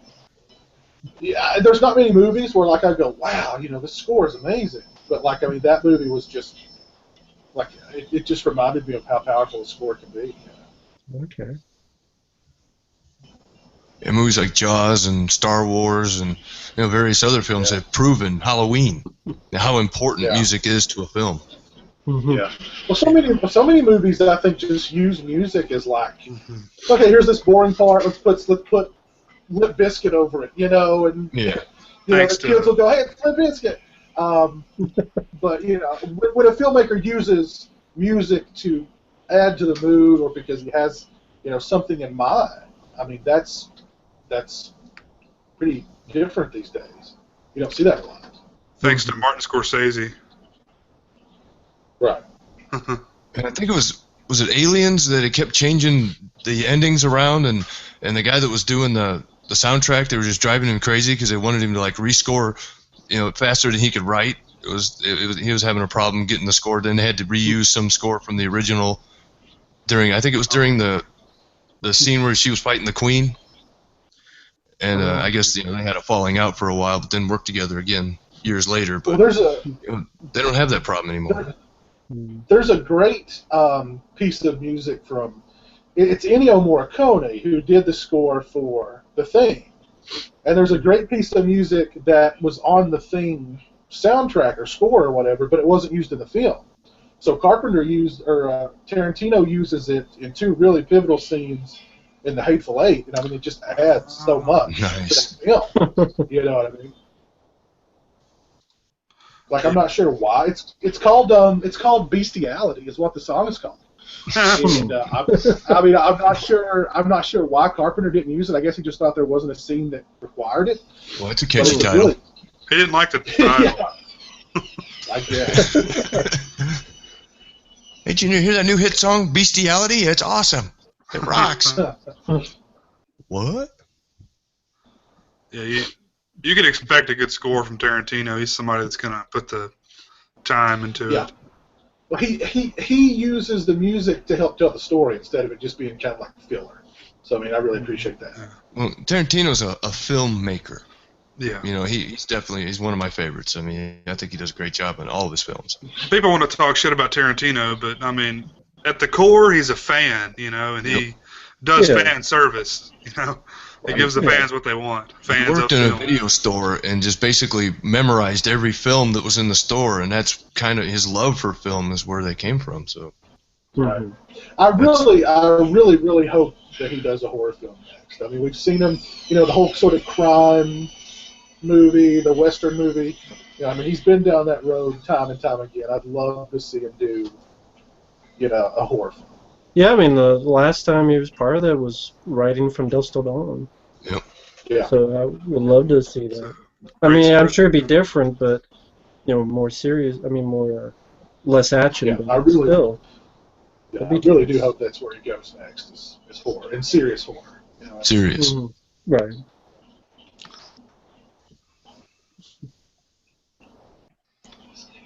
Maybe tone the dialogue down a hair.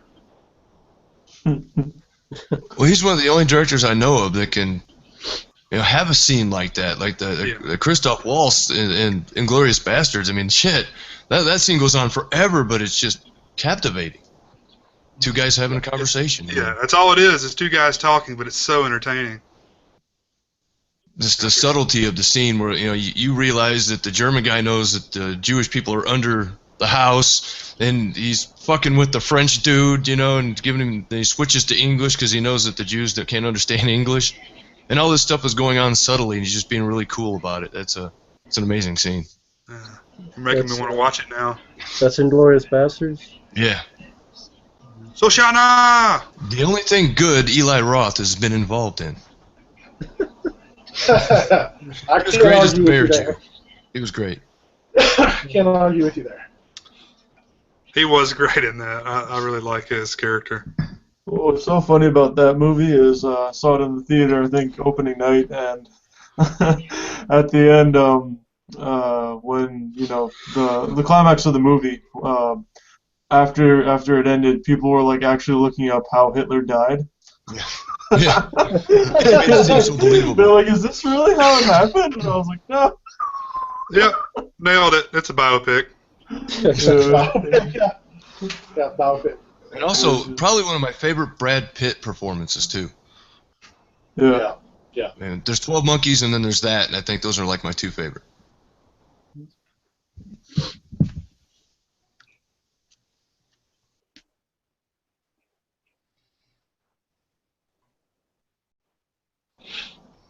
Mike, have you seen Fury yet? Fury? Yeah, I think it's a World War II movie. Mm-hmm. Yeah. No, I haven't seen that one yet. That's actually what I was thinking too, Ork, but I didn't want to break the chain here. Have you guys seen it? I've got it. I've just not seen it. Is it good? I loved it. Which one do you prefer, even though they're not the same type of movie? Inglourious Bastards or Fury? Oh, Inglourious Bastards, but yeah, it's a total different type of movie. Yeah. It's really interesting. They used real Sherman tanks Oh, nice. when they made it. That's I think probably Mike the OCP said it. He didn't care for it, but I really enjoyed it. Fury? I'm curious about that. Brad I'll Pitt check it and out. that little fucking Shia. It's yeah. Shia LaBeouf. The boof. I gotta say, man, that dude's a weird asshole, but I mean, he makes good movies. I mean, I can't. No, I I do can't. too. It's just in real life, he's a fucking idiot. But No, totally. But in his movies, yeah. I mean, I like Disturbia. I even like Eagle Eye. So I'm not one to talk about that. But. I mean, I want to not like him, but he's such a good actor, Shia I saw LaBeouf. like he was at. I saw like he was at a. He was like at a film festival on a panel, and he looked like. I mean, he was dressed like he was the garbage man. He was out picking up garbage before he came in. Oh, no. And somebody asked him a question about the film, whatever film it was, and he picks up this glass of water, he takes this big long drink, and he goes, "The seagulls follow the trawler in search of fish," or something like that. He goes, "Thank you," and he gets up and storms off. That's it. So. Well, see, that's what I'm talking about. Yeah, that's like a fucking idiot, but I like his movies. Yeah, maybe it's Wearing just, signs that says "I'm not famous" or whatever, some kind of bullshit. I mean, maybe it's just a product of being a child star, and Well, I probably. think It's probably that mixed with a little bit of drugs and some mental illness. No. Maybe Michael Bay had something to do with it. Straight as an arrow, brother. Just say no. It's Michael Bay's fault. It's Michael Bay's fault. They ruined the poor kid, the fucking Transformers movies. Blame Turned for him everything. into It's true. turned him into a psycho. Turned Megan Fox into a whore. Into the best. I don't think you can blame Michael Bay for that. Well, Yeah, I think he didn't bring her back on. on. He didn't bring her back on Ninja Turtles for nothing. So You don't hear her He had regretting it. work to get that part. Well, I mean, she got it based on her acting talent alone, man. I mean, she's a Sure great she actor. did. Oh, yeah. Once all that swelling from the surgery went down, she actually looked like a normal person there. She used to. Oh God. Oh God. A 27-year-old beautiful, a 20-something beautiful actress goes in to get a horrible facelift and comes out looking like a blowfish. I mean, what is going on with the world? Yeah, how do you think that's an improvement? I don't get it. Hmm. You do that shit when you're like 50. You don't do it when you're like 19 years old, dumbass. You're Yeah, 'cause hot. by the time you get What's wrong to be with you? 50, you'll look really bad. Yeah. Because a lot of people made fun of Carrie Fisher's appearance in The Force Awakens. I understand she's almost 60. The weight thing, you expect it. Everybody gets thicker as they get older. That's Yeah. no big deal. What I noticed was the bad plastic surgery. Mm. I mean, Yeah. if you look at the way she talks now versus the way she used to talk, it's like her lips are just fucked. Mm. But I'm not saying that as an insult. I'm just saying that as an observation. I get what you mean. She's Without the bad plastic surgery, she still wouldn't. She would look better. You know what I'm saying? Right. So with Meg Ryan. Oh God, yeah. Yeah, she looks very weird now. Her and Nicole Kidman both. I was like so disappointed in Nicole. For the longest time, I was like, she was like the most beautiful woman in the world. And then all of a sudden, she showed up, and her face was like stretched to the point of it about to break, and like she had a 8-inch forehead and enormous lips. I was just like, oh my 8-inch God. what? Forehead. It's Oh, okay. 8-inch forehead. I'm just like, oh my God. That's a major work done. Yeah. She took the part Bruce Jenner doesn't want anymore. Bruce Jenner's a hero. She is. It is Woman of the Year. it of the year. Oh God. Back to Phantasm. What's going on in Phantasm? Reggie Bannister's in some sort of windstorm. I hope Michael Phelps doesn't chop his dick off. That would suck. Great Olympian. That house is awesome, by the way. That Yes, it is. Oh, Reggie. the house Yeah, they use. Where was the shot originally? Before I get off track with something else. It was in California somewhere, I think. Okay. Because I noticed the Oregon plates, so I was just like, I think Callie may have doubled for Oregon. So he died, but he didn't die. Yeah, I don't. Yeah, it's looking good. It's something. Well, Coscarelli said when he was writing this movie, he like went to a cabin in the middle of the woods by himself for like God knows how long to write it. So I mean, he might have had some herbal assistance while writing this movie. So Yeah, looks like California work okay. all across the board. And then I haven't seen the fourth one, but was that in like somewhere in the Midwest, or was that in California too? I would think it's just footage from this movie that they threw in Okay, there. and the answer to the question is browse the internet and find out, or I'm not familiar enough with that movie to know.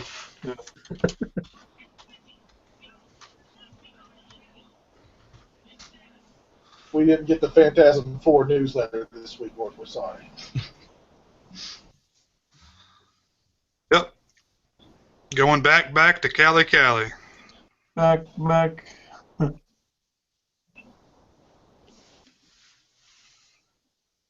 Ork, if you had to pick your favorite Limp Bizkit song, I know this is a really tough question for you.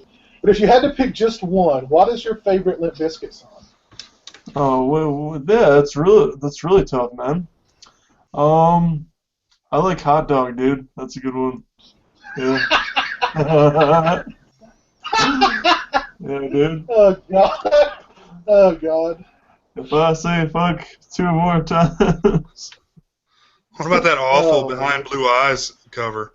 Oh, that's terrible. They sang that at Summer Sanitarium. It was god awful. Oh Lord!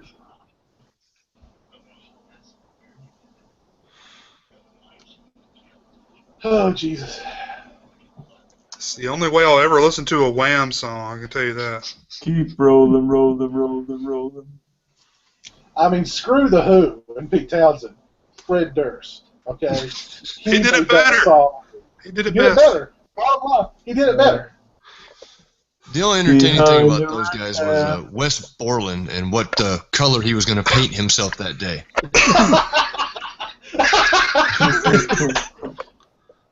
That dude actually put out some interesting stuff after he left the band. Really, he's a really talented dude. He really was the best thing about that group. I mean, yeah. Yeah. He had I was bones like to his the, fucking nose one day, and he was black and purple. I don't know. I forgot the bassist's name, but he glow in the dark bass, like the light up bass. That was pretty awesome. I like that. Yeah. Slap a glow stick on that bitch. Kids will love it. LED frets, baby. Listen, Fred Durst was the voice of a generation. Yeah. Unfortunately. Break stuff is up there too, man. Break stuff was, I mean, my God, I mean that was like the Stairway to Heaven of the '90s. Yeah. Give me something to break. How about your fucking face? So just might break your fucking face tonight. Oh I Jesus! wish I had a chainsaw. I can't believe we've had this many Limp Bizkit references during our Phantasm You've commentary. been nailing it, man. You never know, man. It's okay, You man. I never know what you understand. get. Like, Pizzo, you were what? You were 19 in '99? Yeah. Yep. I was 19 in '87. So you can see what I was influenced by versus what you were influenced by. So I understand. Product of the time. I was more of a Korn fan back then. I liked Korn better than Limp Bizkit, but I liked their first CD, but then I kind of lost interest after that. their first record, I loved it. Man. Are you ready? I'd never heard. Never He was out there. Yeah. Well, you know, like that before in my life. Fuck it. I don't want to screw this commentary up anymore. Too late. No good. Is that possible? I'm just going to say, you know, Jonathan Davis is actually one of the reasons behind Limp Bizkit's success.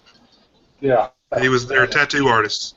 Fred Durst was their tattoo artist for Korn. Yeah. So now we know. I think the only band of that era that has any credibility now is Deftones. Yeah. I like a lot of Korn stuff. I really do. That first album, I think, is classic, man. I'd say the best band, well, I don't know if they'd be the best band, but the band from that area that everybody likes, that's still pretty big today, and a lot of people know them as System of a Down. Yeah, probably. Well, they're all, like, in rehab and fucking going batshit crazy, haven't they? Not sure. Some, like, Croatia or some shit? Or from some weird country. No offense to anyone who's from a weird country. Well, we've lost both our Croatian fans. Not Croatia. What is it? You know what I'm talking about at work. No, I don't know what country you're referring to. Take me out of this goddamn hole.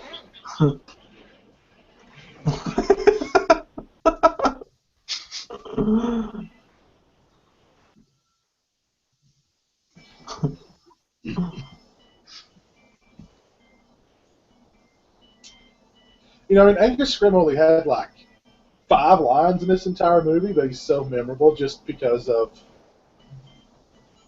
he was a badass. He was him, yeah. Yeah. He didn't have any weak moments of sniveling and whinery. Right. Most impressive. Lebanon, by the way. Oh, Lebanon. Okay. I've been to Lebanon, Missouri. Hell yeah.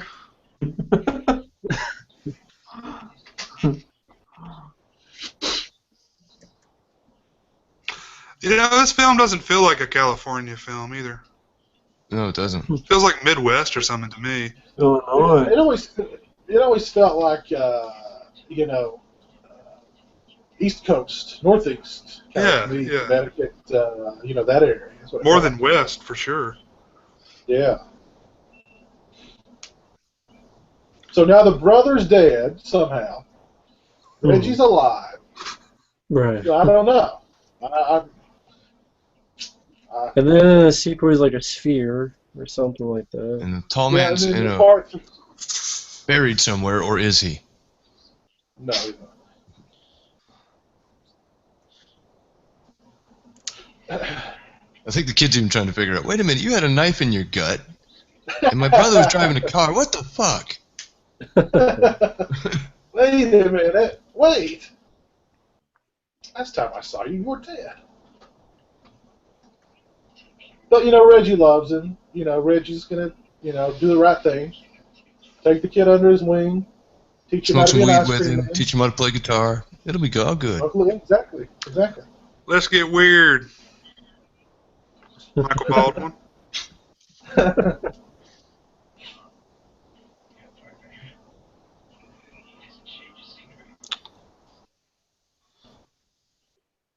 Has the movie ended for you guys yet? Nope. No, it's looking. Not yet. I don't know what the fuck happened. Fireside Whatever I'm chat. You must be watching the petition PG-13 version. watching. Like the Portuguese cut or something.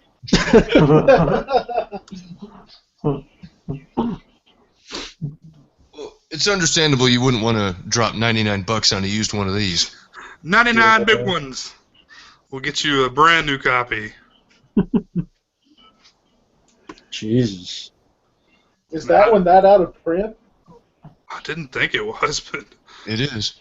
I need to hold on to the one I got from Netflix.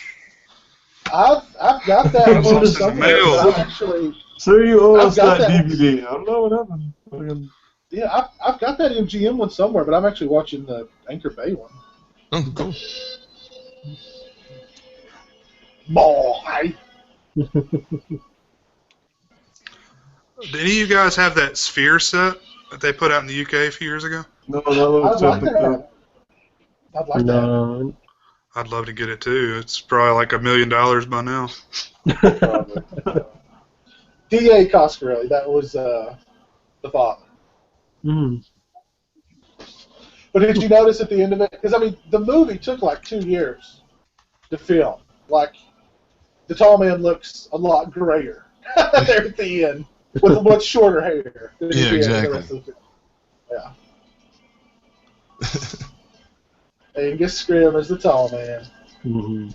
I think Michael Baldwin's hair was a little longer, and Scrimm's was a little shorter. Yeah. Oh, goodness. All right, we have come to the end of our Phantasm live commentary. Closing thoughts on Phantasm. Let me start with you, Mike. Classic, what the fuck movie. Great atmosphere, great music, great villain.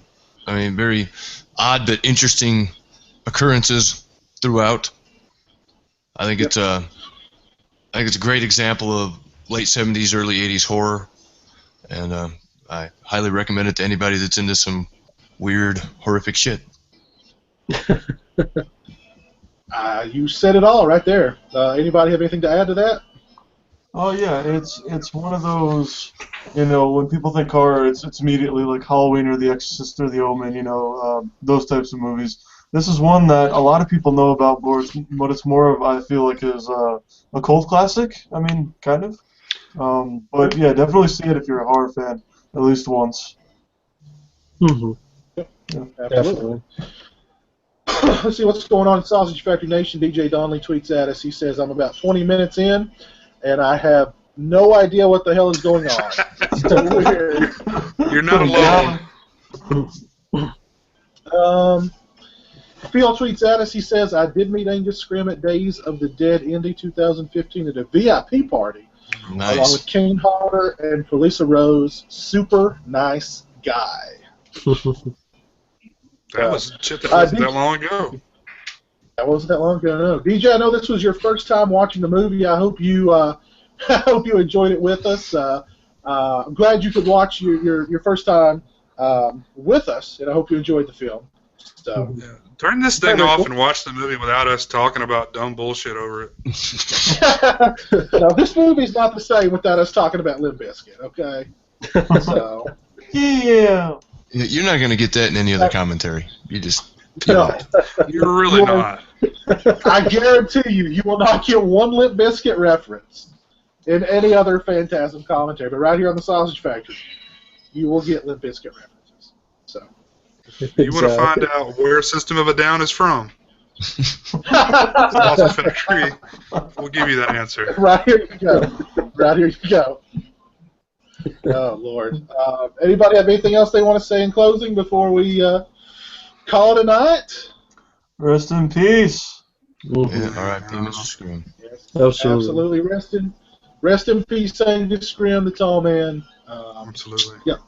Mm-hmm. Rest in peace, friend. A.K.A. Larry Guy. Rory Guy.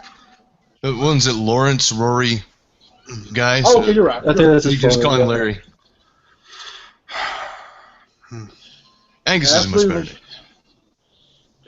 name. I wonder where he came up with that. I know he was like, I got to get a pseudonym for this horror crap. Angus Scrimm, that works. Maybe he's a bit AC/DC fan. You never know. You never know. Angus. Yeah. At least his name wasn't Angus Durst. Oh, jeez. Oh, gosh. I've had one too many Lemmies tonight, guys. One too many Lemmies. All about the he said, she said bullshit. Exactly. Oh, you believe where the fat man. So you can take that cookie and stick it up your That's a radio edit. No, yeah. Stick it up your what? All right, guys. Well, we're gonna get rolling. Jesus. I did that. Anyway. It was me. I did that. That was all Stingray's fault. Stingray brought up Limp Bizkit earlier today. Tweet at Jay the Stingray and tell me how much you hate me for ruining this episode of the Sausage Factory. Oh, God. It's all Stingray's fault, people. All Stingray's fault. Anyway, thanks a lot for tuning in tonight and watching Phantasm with us. We definitely appreciate it. You guys are awesome. Everybody in the South and the Kentucky area, like me, stay inside, stay warm, because we're supposed to get a hell of a winter storm coming up here. So everybody stay inside, stay warm. And, yeah, so we'll see you guys next week, next Thursday, live at 8 p.m. Eastern Standard Time on the Sausage Factory YouTube channel. Until then, you guys have a great week. We'll see you next time. Later. Peace. Peace out. El Nino. Roll it.